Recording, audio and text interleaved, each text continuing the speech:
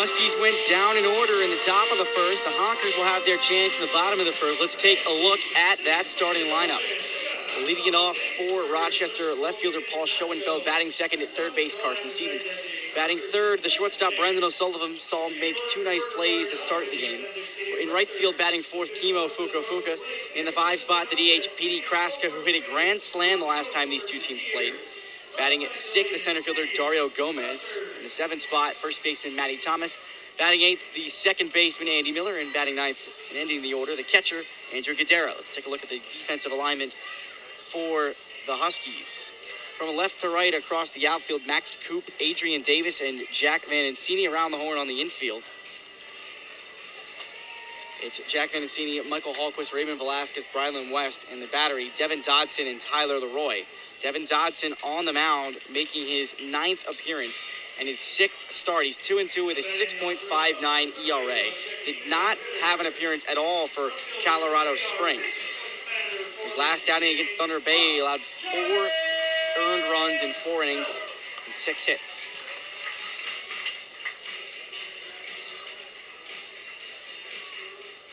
So here's Paul Schoenfeld, who was 0 for 2 with 2 walks yesterday. Honkers only picked up 2 hits.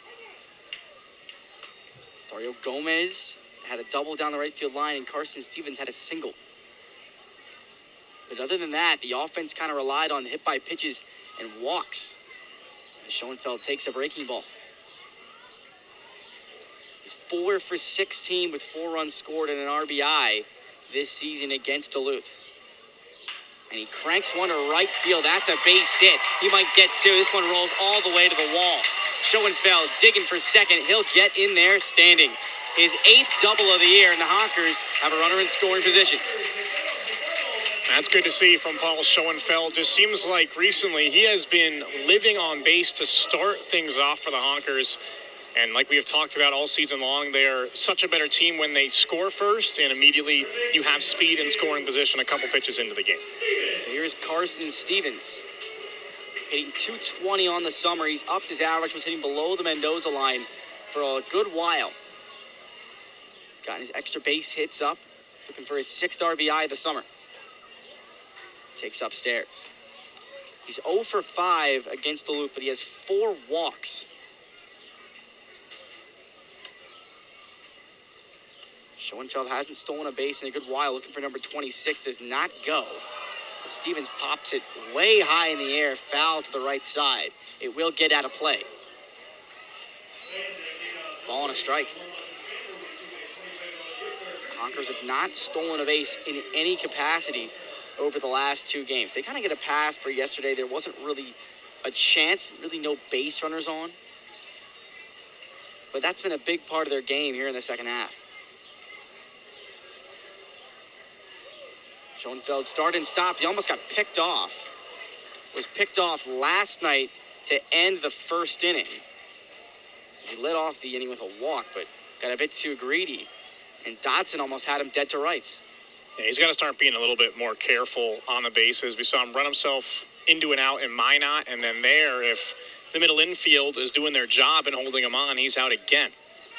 Stevens has to protect. The Honkers would love to get on the board. We talked about it all year long. They're so good when they score first. That's a good pitch from Dodson. Breaking ball up. Stevens was able to lay off of it. He's going to look to go the other way. Outfield playing shallow, especially Davis in center. He's patrolling the outfield at Mayo for the first time this season. And Stevens draws the walk.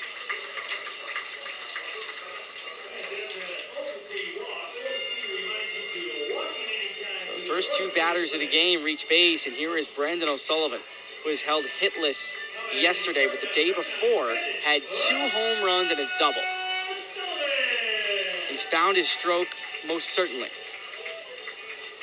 He's 8 for 18 with 9 RBIs over his last 5 games, and that's taken into account the 0 for 3 effort last night. Really seems locked in at the plate. He drives one, not deep. Coming in, Davis going out, Hallquist. Hallquist will make the grab. That's the first out of the inning. It's got to feel good for Dodson. You give up the leadoff double and then the 5-pitch walk to Stevens.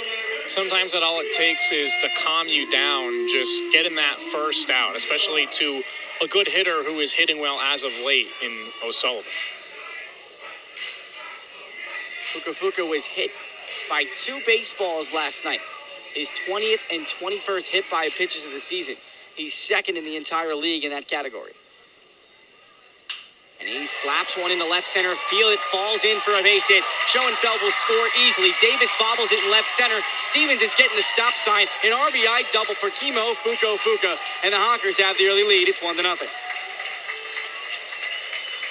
It's a great start for Rochester. Already 2 doubles. Kimo gets it done, and Cole Seward does not need many insurance runs, but you're going up against a Duluth lineup that is so potent, by far the best offense in the league, so you really got to take advantage of what you have right here.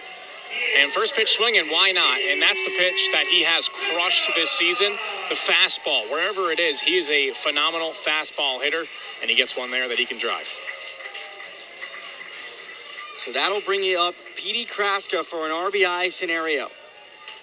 He hits another broken bat round ball back to short. A run will score. Kraska retired on Hallquist's throw. But Stevens crosses the plate, and it's 2-0. Kraska's 38th RBI of the year. And just does his job. Infield's playing back so early on in the game. Within himself, doesn't try to do too much. I mean, he's been known to strike out this season, but put it in play in a spot like there, and you get another run. I'll bring up Dario Gomez, who doubled to right field right down the line. One of just 2 hits the Honkers had yesterday, and they've already matched that mark in the first inning tonight. Gomez fouls it away to the right side. Hitting just .234 on the season, but he went 4 for 5 with 3 doubles and a game started by Cole Seward here at Mayo. 6 for 10 against Duluth on the summer. He takes one just a bit low. Gomez, a San Joaquin Delta junior college transfer, then went to Nevada Reno for a year, and then finished his final collegiate season at Miami. He'll look to get a professional baseball contract after the season.